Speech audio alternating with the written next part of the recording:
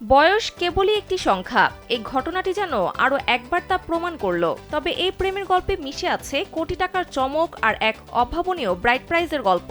৭৪ বছর বয়সী এক বৃদ্ধ বিয়ে করলেন তার চেয়ে ৫০ বছরের ছোট ২৪ বছর বয়সী এক তরুণীকে। আর এই পরিণয় সম্পন্ন করতে তিনি খরচ করেছেন প্রায় ২ কোটি টাকা। বিয়ের আগে কনেপক্ষের পরিবারের অনেকেই এ বিয়ে নিয়ে আপত্তি জানালেও তরুণী বৃদ্ধের প্রস্তাবে রাজি হন। তবে বিয়ের একটি বিশেষ শর্ত ছিল ব্রাইড প্রাইজ, অর্থাৎ কনেপক্ষ থেকে বরপক্ষকে অর্থ প্রদান, যা বৃদ্ধের কাছে কোনো আপত্তিকর বিষয় ছিল না। তবে বিয়ের পরেই শুরু হয় বিতর্ক।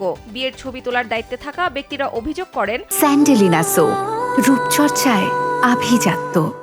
ওই বৃদ্ধ পাওনা টাকা না দিয়ে পালিয়ে গেছেন। বিষয়টি পুলিশ পর্যন্ত যায়।